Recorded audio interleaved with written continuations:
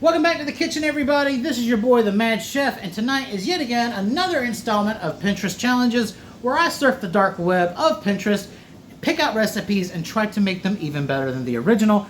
This one honestly means a lot to me because I grew up with it. I grew up in the South, in Georgia, and this is one of those Southern staples that was absolutely unavoidable, and that is country fried steak. I'm also going to put this next comment out as a trigger warning from you guys. I am not following any of the modern ways of making this.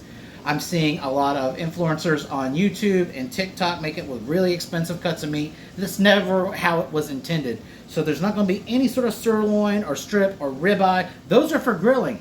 We're using the original OG cube steaks, and unlike all these other guys that are making it, it's going to be a well done steak. If you don't like that, follow somebody else. This is the original way.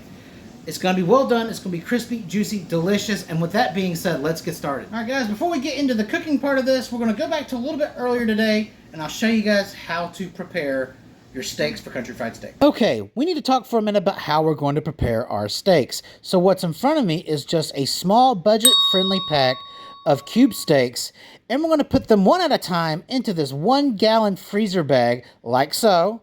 And now the next step might be a little bizarre to some of you.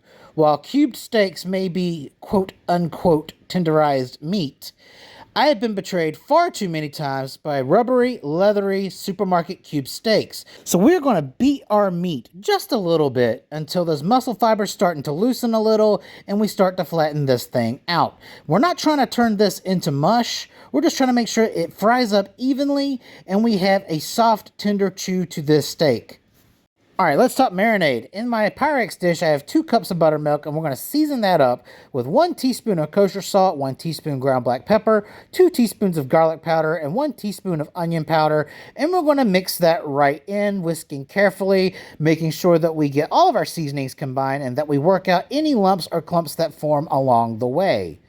Also at this point, you should add in 2 teaspoons of Tabasco sauce or your hot sauce of choice, which I forgot to do at this point, but I added it later. We do need enough buttermilk to completely submerge our steaks, so I kept out the buttermilk just in case we needed more. Alright, so now that we're done doing that, we are going to go ahead and add in our steaks one at a time, pressing in very carefully to make sure that we start to submerge our steaks. Alright, so now that all that's done, I'm going to wrap this up with some plastic wrap and set it in the fridge to marinate for 2 hours. Welcome back to the present. And before we get started doing anything with our steaks, I would like to tell you that, just to be completely fair, we're going to be serving it with buttermilk biscuits and some hash browns. I'm a pretty simple guy when it comes to breakfast. And guys, I've already covered those items in my last breakfast video with the chicken biscuits, so we're not even going to be covering that part. So if you would like to find the recipe of how I make this, there'll be a card floating around and a link in the description. That being said, this stuff is going to cook really quickly.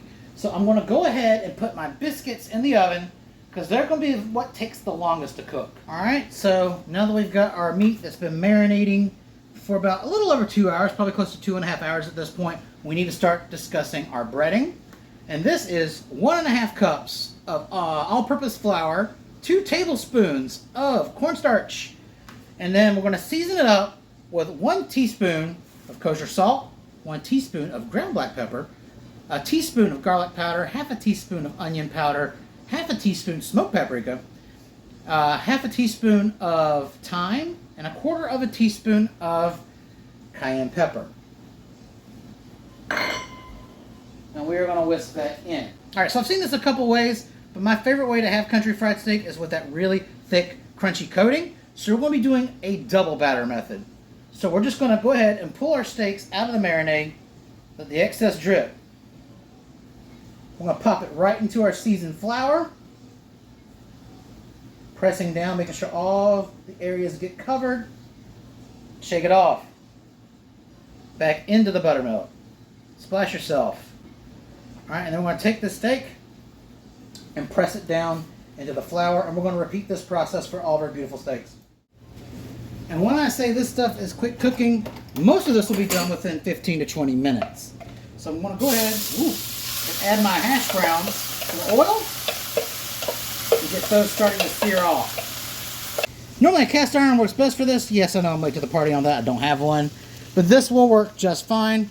And once your oil is nice, hot, and shimmering like this, we're going to cook 2 steaks at a time. Alright? And you're only going to want to turn them once, so we're not going to turn them again until about 5 minutes in. Alright, it's been 5 minutes, so we're going to take a look at our steaks.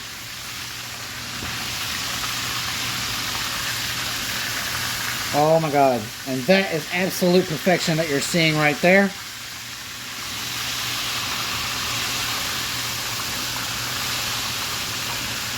This other one needs a minute. Alright, so we're going to repeat this process for each of our steaks until they are all done. And then I'll meet you again when it's time to make the most important part of this, the gravy. So this next part is absolutely imperative, because if we mess up this gravy, those country fried steaks mean nothing. Because if you're truly from the South, everything is fried and covered in gravy. So we have to get this right. Now, if your oil is burnt and darker than midnight, you're going to need to discard all of your oil and then add just a little bit to cover the bottom. So what we're going to do, since most of our oil is really in good shape, we're going to pour out most of this and leave just enough to cover the bottom, a thin film. Try to get rid of any sort of charred pieces of bread that you can. Okay. I want to get rid of just a little more. It doesn't take a whole lot. That should do it. And we're going to go ahead and reduce our heat to medium. So now we're just going to try to get up all that pan fond on the bottom, and we're going to be making a pan gravy. This is very similar but not identical to sausage gravy. Now if you guys do have some sausage gravy on hand, that will work just fine. So what I've got here is 1/4 cup of all-purpose flour. And what I want to do is I'm just going to cook that out for about maybe a minute, minute and a half. We're just trying to get that raw flour taste out of the pan. To give it just a minute, and once we start noticing some golden brown tones coming through, you see that? We've lifted off pretty much everything that was at the bottom of the pan.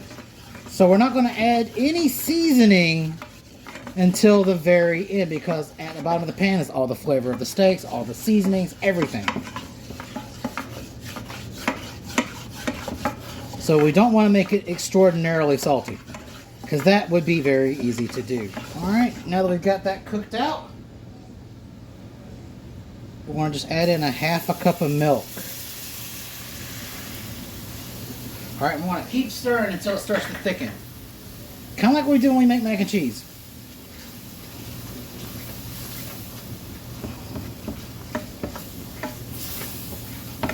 And it's already coming together. Now this is getting a bit too thick, so I'm going to pull it off the heat and add some more milk.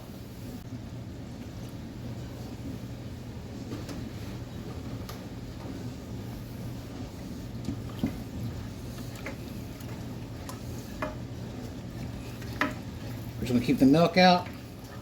Just add it as you need to. Now I'm going to keep it off the heat for a little bit,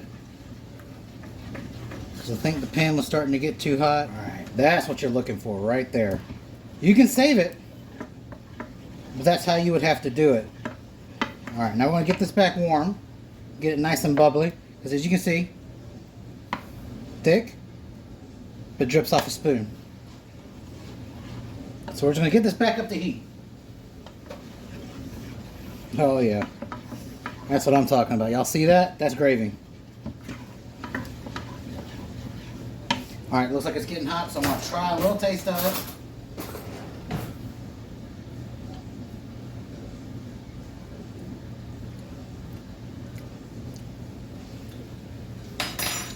Needs a little more seasoning.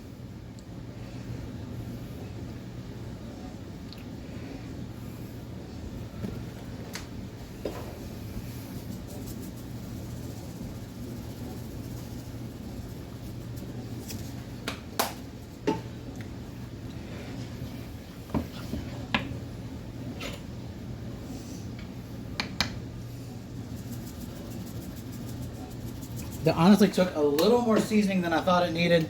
And I also needed to get the temp, but this tastes exactly right. Just a little bit more so it can pop at you. But this is always why you do it afterward.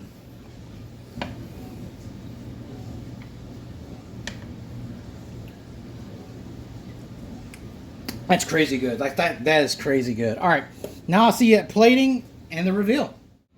And that, my friends, is my childhood on a plate. So the only thing left to do is to try it. And another thing that I absolutely love about this dish, even though it's as heavy as it is versatile. You could use it for breakfast or dinner. But where I come from, this was always breakfast. You would have it with something or on a biscuit or something like that. And I feel like this looks good, but let's try it. I mean, fresh buttermilk biscuits, nice gravy, which we already tried the gravy and that was phenomenal. Let's take a dab at some of these hash browns. Can't go wrong with them.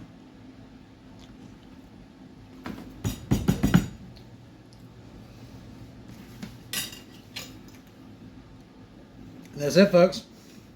This is the true test. Cooked to perfection.